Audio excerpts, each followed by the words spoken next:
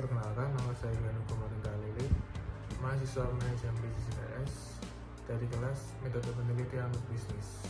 Pada kesempatan ini, saya akan menjelaskan proposal penelitian saya buat dengan judul pengaruh WFH terhadap kualitas informasi perusahaan startup dengan studi kasus Ematic Solution. Video ini dibuat dengan tujuan untuk memenuhi tugas UTS dari mata kuliah metode penelitian untuk bisnis yang diampu oleh dosen Bapak Satria Fadil Persada. Latar belakang dari perumusan penelitian ini dilatar belakangi dari masa pandemi COVID-19 yang sampai pada saat ini masih belum berakhir, dan pandemi COVID-19 ini juga mempengaruhi banyak sektor termasuk perusahaan-perusahaan yang ada di Indonesia, dan kurang lebih seluruh perusahaan mengalami dampak yang sama, yaitu dalam sektor ekonomi dan operasional masing-masing perusahaan. Begitupun juga yang dialami oleh perusahaan-perusahaan startup. Dalam perusahaan startup sendiri yang pada awalnya sudah menggunakan sistem online masih juga mendapatkan dampak dalam menjalankan bisnis mereka masing-masing. Meskipun pada awalnya perusahaan startup telah menggunakan sistem remote working, yaitu bekerja di tempat masing-masing karyawan yang tidak harus terpaku pada satu tempat, yaitu kantor dari perusahaan tersebut. Dan ini juga hal yang dialami oleh studi kasus dari penelitian ini, yaitu Ematic Solution, yang juga merasakan dampak dari adanya masa pandemi ini, sehingga peneliti ingin mencari atau menggali lebih dalam lagi tentang bagaimana dampak atau masalah-masalah yang timbul selama bekerja dalam kondisi pandemi COVID-19 ini. Untuk rumusan masalah dari penelitian ini, peneliti menemukan dua rumusan masalah yang cukup penting. Yang pertama yaitu apa saja masalah yang dihadapi oleh startup Ematic Solution, dan yang kedua, bagaimana solusi yang dapat digunakan untuk menanggulangi masalah yang dialami oleh startup Ematic Solution. Tujuan dari penelitian ini adalah untuk menganalisis penjabaran yang mempengaruhi kualitas performansi pada perusahaan startup Ematic Solution dengan menggunakan metode IPA atau yang disebut Importance Performance Analysis dan QFD, Quality Function Deployment. Lalu yang kedua, dapat merumuskan rekomendasi manajerial di bagian sektor operasional agar kinerja dari startup Ematic Solution dapat lebih efektif ke depannya meskipun masih dalam kondisi pandemi COVID-19 seperti ini. Hasil penelitian ini diharapkan dapat bermanfaat bagi penelitian selanjutnya untuk menjadikan penelitian ini menjadi landasan dalam mengembangkan lagi dan mencari celah-celah lagi yang dapat dibahas lagi dalam penelitian lanjutannya. Dan juga peneliti berharap bahwa penelitian ini dapat menjadi pedoman bagi perusahaan-perusahaan yang baik itu startup maupun bukan, agar mereka dapat berinovasi dan meningkatkan kinerja operasional dari perusahaan tersebut meskipun di masa-masa pandemi COVID-19 ini.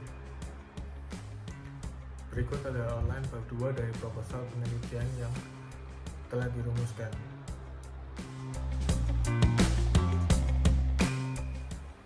Selanjutnya, subjek dari penelitian ini adalah karyawan dari perusahaan Ematic Solution sebagai pihak yang langsung merasakan sekaligus menjalankan operasional dari perusahaan Ematic Solution itu sendiri.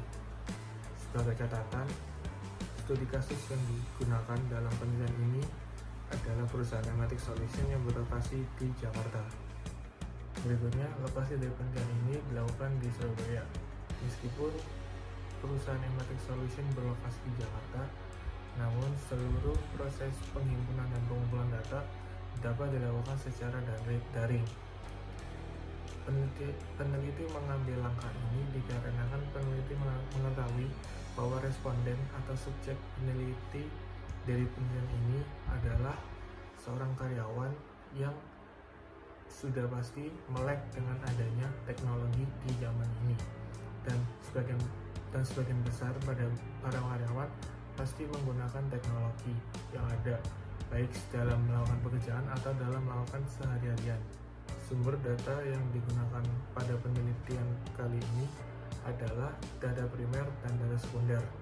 Data primer sendiri adalah data yang dihimpun oleh peneliti melalui interview dengan beberapa karyawan dan juga melakukan pembagian kuesioner kepada seluruh karyawan perusahaan Ematic Solution. Dan untuk data sekunder sendiri, peneliti melakukan pengambilan jurnal-jurnal dari penelitian sebelumnya, penelitian terdahulu, mengenai metode-metode apa saja yang digunakan dan cara menganalisis dari para metode-metode tersebut. Seperti yang sudah disinggung sebelumnya, teknik pengumpulan data dari penelitian kali ini yaitu digunakan interview kepada beberapa karyawan dan juga melakukan penyebaran kuesioner ke seluruh karyawan perusahaan Ematic Solution. Selanjutnya, dalam pengambilan sampling, peneliti akan menggunakan cara probability sampling agar populasi yang diambil cukup sederhana dan tanpa ada kriteria yang berlebihan. Dan populasi dari penelitian ini adalah seluruh karyawan perusahaan Ematic Solution yang berlokasi di Jakarta. Dan selanjutnya, untuk pengolahan, peneliti berusaha sebaik mungkin untuk tetap objektif dalam mengolah dan memproses. Maka dari itu, peneliti menggunakan metode random supaya hasil dari penelitian ini tidak subjektif dan tidak menguntungkan pihak tertentu. Atau selanjutnya saya akan menjelaskan tentang model penelitian yang digunakan dalam merumuskan penelitian ini.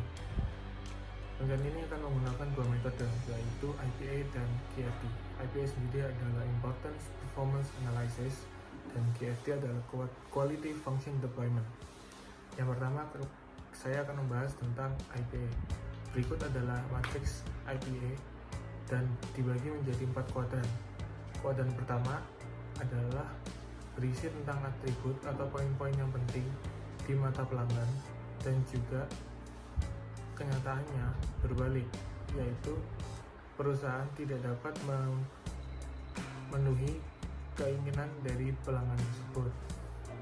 Lalu yang kedua, yaitu kuadran kedua, berisi tentang atribut yang penting di mata pelanggan dan juga sesuai dengan ekspektasi perusahaan sehingga dapat meningkatkan kepuasan dari para pelanggan. Lalu untuk kuadran ketiga, berisi atribut yang dipandang tidak penting oleh para pelanggan, namun realitanya performansi dari atribut tersebut juga masih kurang. Yang terakhir, pada kuadran 4, berisi poin-poin yang juga dipandang sebelah mata oleh para pelanggan, dan pada realitanya poin-poin ini memiliki kinerja yang berlebihan sehingga mengakibatkan kerugian berlebih bagi perusahaan. Selanjutnya, pada metode QFD dilakukan sebuah penjabaran menggunakan matriks House Quality yang dapat dilihat dari gambar di sebelah matriks IPA. Dalam bagan tersebut dijelaskan 6 komponen utama yang menjelaskan House Quality tersebut. Yang pertama, Customer Requirement Matrix, kedua, Planning Matrix, ketiga, Technical Response Matrix, keempat, Correlation Shape Matrix, kelima, Technical Correlation Roof Matrix, dan yang terakhir, Technical Response Priorities Floor Matrix. Selanjutnya saya akan bahas tentang bab 4, yaitu audit analisis. Untuk poin pertama tentang pengumpulan data, saya membuat kuesioner Google Form yang dibagikan ke seluruh pekerja di perusahaan yang pada tanggal 13 Januari, dan saya mentargetkan responden sebanyak 35 responden. Poin selanjutnya, analisis descriptive variable. Pada poin ini saya menghitung mean, median, dan modus pada dua variabel, yaitu variabel X dan Y. Variabel ini juga berfungsi sebagai variabel indikator hipotesis, yaitu terdapat 4 variabel hipotesis yang saya buat. Yang pertama, kualitas kinerja, kualitas pelayanan, kepuasan pelanggan, dan kerjasama tim. Berikut adalah lampiran dari perhitungan variabel yang telah saya buat. Poin selanjutnya, saya melakukan uji asumsi klasik dan saya melakukan uji normalitas dengan perhitungan rasio skewness dan kurtosis. Melalui perhitungan ini, saya menemukan terdapat 4 variabel yang tidak valid atau tidak terdistribusi normal, yaitu variabel X4, X6, Y3, dan Y4. Hal itu dikarenakan hasil rasio skewness dan rasio kurtosis setiap variabel itu tidak berada di angka 2 ataupun min 2. Saya melakukan uji validitas. Pada uji validitas ini saya menguji 2 variabel X dan Y dengan menggunakan metode Pearson. Hasil dari uji yang saya lakukan adalah baik variabel X maupun Y menunjukkan angka Pearson correlation positif dan nilai signifikan yang kurang dari 0,05. Hal itu menandakan bahwa data yang saya sajikan valid. Setelah melakukan uji validitas, saya melakukan uji reliabilitas menggunakan rumus Cronbach's alpha. Dari hasil perhitungan yang saya lakukan menunjukkan variabel X memiliki Cronbach alpha sebesar 0,825 yang berarti sangat reliable, dan variabel Y menghasilkan Cronbach alpha 0,61 yang menghasilkan reliable. Selanjutnya, untuk menguji hipotesis saya melakukan uji metode IPA atau Importance Performance Analysis. Dari uji IPA ini, saya juga menghitung gap analysis untuk menentukan skor harapan dan skor performance yang terjadi. Dan yang saya temukan sebesar 0,27 yang berarti kondisi kualitas performance perusahaan sedang dalam kondisi yang kurang baik.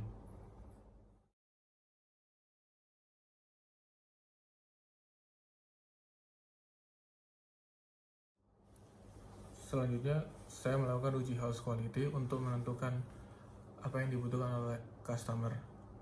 Dari hasil uji IPA tadi, saya mengambil kuadran 2 dan kuadran 4 untuk dijadikan fokusan pada customer requirement matrix. Lalu pada uji house quality, peneliti menetapkan 13 atribut yang dimasukkan dalam matriks house quality. Kenapa memilih kuadran 2 dan 4? Karena memiliki hasil yang paling tinggi.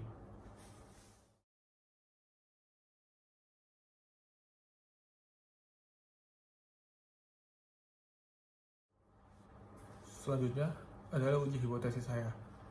Lalu dari hipotesis yang pertama tentang kualitas kinerja, menurut matriks Hauki yang telah dibuat, dari matriks itu menunjukkan tindakan respon teknis yang perlu dilakukan berhubungan dengan hipotesis pertama.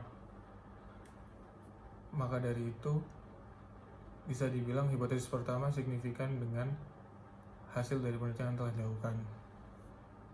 Untuk yang kedua, hipotesis kerjasama tim. Pada matriks Hauki tidak menunjukkan adanya signifikan dikarenakan matriks Hauki lebih berfokus kepada mencari alternatif untuk menghadapi masa pandemi ini. Selanjutnya, untuk hipotesis ketiga, kualitas pelayanan. Pada kualitas pelayanan ini, di matriks Hauki, hasil dari perkalian antara hubungan respon teknis dan keinginan konsumen dengan tingkat prioritas konsumen menunjukkan bahwa kualitas pelayanan cukup tinggi. Hasil dari prioritas kedua dari matriks Hauki menunjukkan jam kerja yang dirubah menjadi lebih fleksibel. Hal ini mendukung dari hipotesis ketiga karena akan mempermudah antara klien dan perusahaan untuk berkomunikasi di tempat dan waktu yang kapan saja. Hipotesis terakhir yaitu hipotesis kepuasan pelanggan. Pada hipotesis terakhir ini memiliki hubungan dengan hipotesis yang ketiga. Maka dari itu bisa dibilang bahwa hipotesis ini juga signifikan. Dan jika dilihat dari hasil matriks Hauki, prioritas ketiga menunjukkan bahwa karyawan akan memiliki tugas yang lebih fokus secara online, sehingga dapat mempermudah para klien untuk berkomunikasi dengan perusahaan. Sekian bahas dari saya. Karena saya mohon maaf dan terima kasih atas perhatiannya.